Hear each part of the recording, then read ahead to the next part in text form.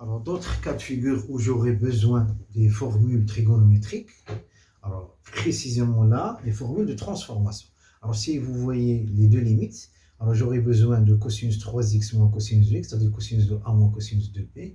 Et là, j'aurais besoin de a sinus de x plus b cosinus de x. Alors, on parle de cosinus a moins cosinus b. Alors, vous savez que cosinus de a moins cosinus de b, ça fait moins 2 sinus a plus b sur 2 sinus a moins b sur 2. Donc je vais utiliser cette formule-là pour écrire cosinus 3x moins cosinus 2x, donc c'est moins 2 sinus. Alors la somme sur 2, ça fait 5 demi, 5x sur 2, pardon.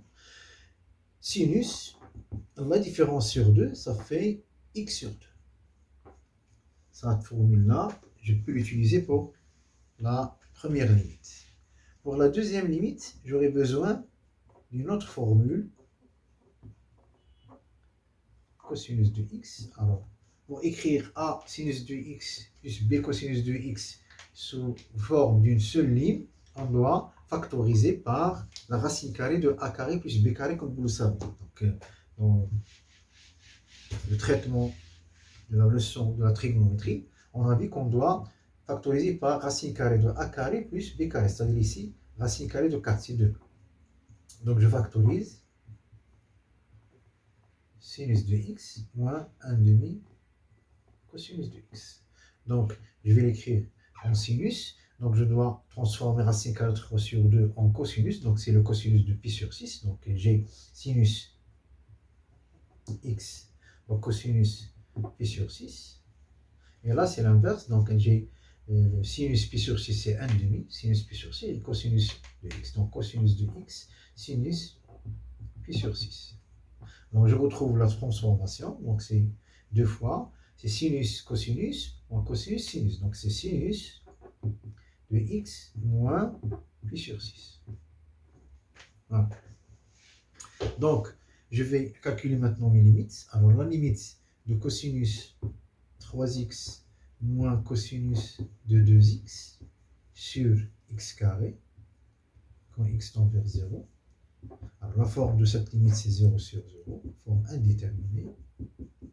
Donc je vais maintenant utiliser les formules de transformation pour pouvoir factoriser. Donc c'est moins 2 sinus 5x sur 2 sinus x sur 2. Alors pour le x carré, je peux écrire sous forme de produit x fois x, afin que le premier x, je vais le prendre avec le sinus 5x sur 2, et le deuxième avec l'autre sinus x sur 2.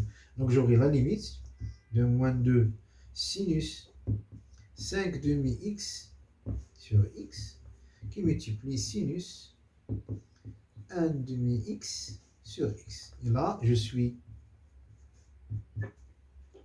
très précisément sur la limite usuelle, sinus ax sur x. Donc ça fait, la limite c'est moins 2 qui multiplie 5 demi fois 1 demi, donc ça fait moins 5 demi. Comme ça j'ai trouvé la limite. Pour l'autre limite, la limite de racine carrée de 3 sinus de x moins cosinus de x sur 6x moins pi. Alors je vais faire la même chose. Donc c'est la forme, c'est racine sinus pi sur 6, c'est 1 demi racine carrée de 3 sur 2 là, et cosinus pi sur 6 racine carrée de 3 sur 2, donc c'est 0 sur 0 aussi. Donc forme indéterminée toujours. Donc je vais la calculer en utilisant cette transformation là. Donc c'est 2 fois sinus x moins pi sur 6. Et au dénominateur, je vais remarquer que si je factorise par 6, j'aurai x moins pi sur 6. Donc, la limite, maintenant, c'est la limite. Alors, je simplifie par 1, 2. Donc, c'est 1 tiers. Sinus x moins pi sur 6 sur x moins pi sur 6.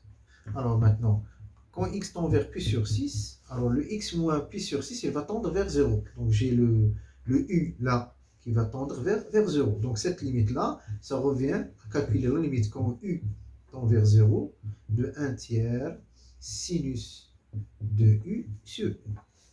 Alors remarquez bien qu'il y a le même terme, x moins pi sur 6, qui est à l'intérieur du sinus avec celui qui est au dénominateur.